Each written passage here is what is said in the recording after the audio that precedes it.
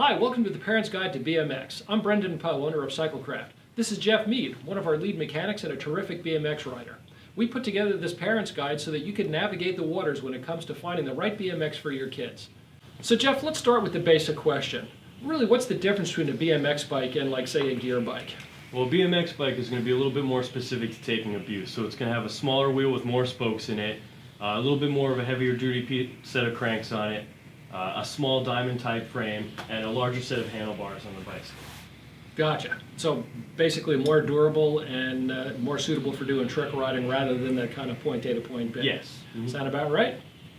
Yeah. Okay, so basically what you're saying is any bike, small diamond frame, 20-inch wheels, and a riser bar fits into the BMX category. So what are really the 5 different types of BMX riding that the kids are doing, and how are they different and how are they the same?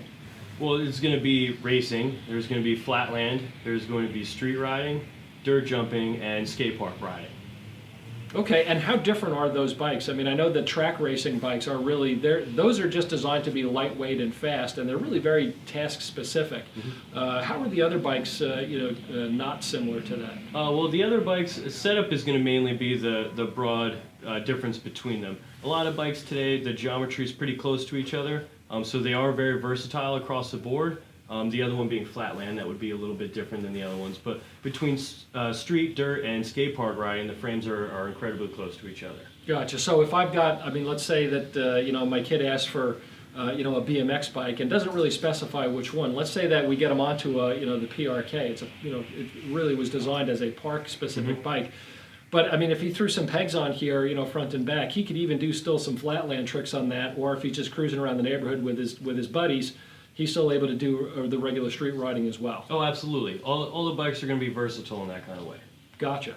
Okay, so what you're saying is if I've got a park bike or I've got a street bike or whatever, you could, one could be used for the other. I mean, maybe one is better suited for a park ride, but I could also use it as my street bike or doing some flatland tricks as well? Oh, absolutely. Great. So the question that a lot of people are asking me these days, because their kids say, they want a BMX bike, but they want to add all this other stuff to it. And the things we get most often are, what are pegs and what are gyros? Pegs are going to be an extension of the axle that you can actually use on the bike to slide across things. It's also used for stability in flatland. You can put your feet on them. You can use them on a ramp to actually stop yourself. And then the gyro is going to be a detangling system to allow you to spin the handlebars without your brake cable being caught on anything, which would cause a malfunction. So I can do this yes. with impunity. So there's no problem with actually spinning my handlebar around. My brakes will mm-hmm. still work even after doing that. Yeah. Okay, so this bike has a gyro on it. I can spin my handlebars all the way around. Let's say I have a bike that does not have that on there.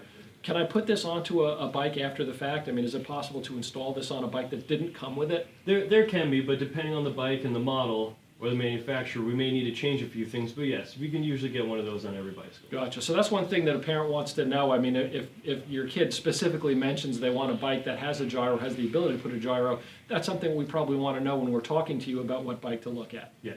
Okay, so we talked a lot about the things that are on the bike in terms of what the bike is going to be used for, pegs, gyros, all those sorts of things. It is always going to boil down to the price, though.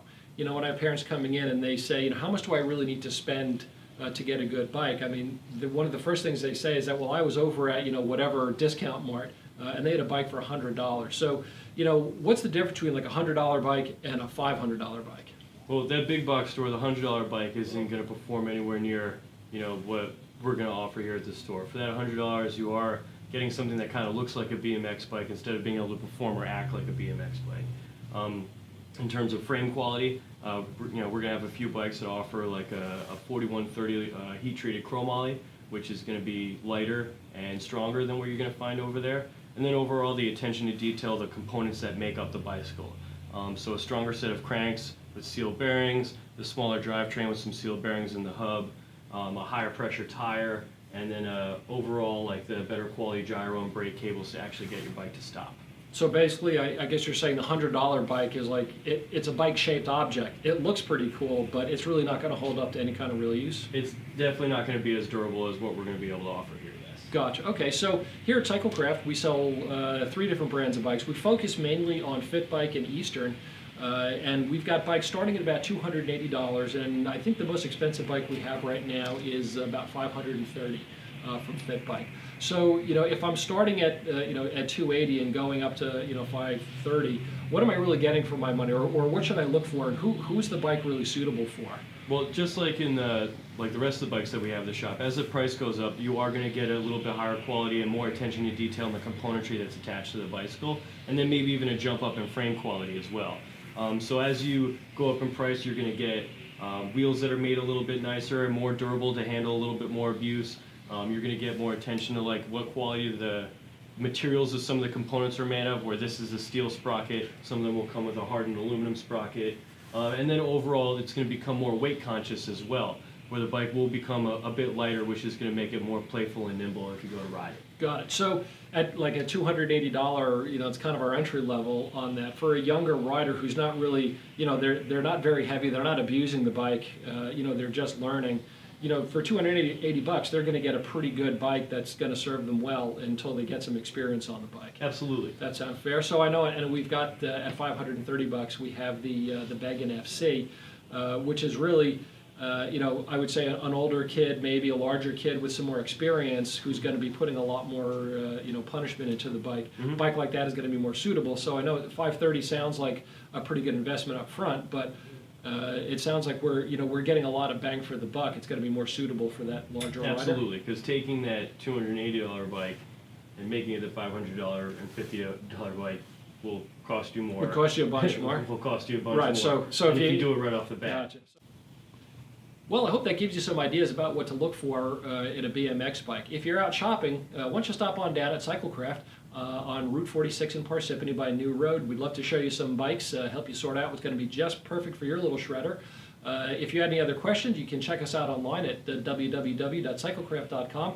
Give us a call here at the shop, 973-227-4462. You can speak to me, you can speak to Jeff, you can speak to any of the other guys we have working out on the floor. We're all pretty up to speed on all these things. We'd love to help you sort this out. See you down here.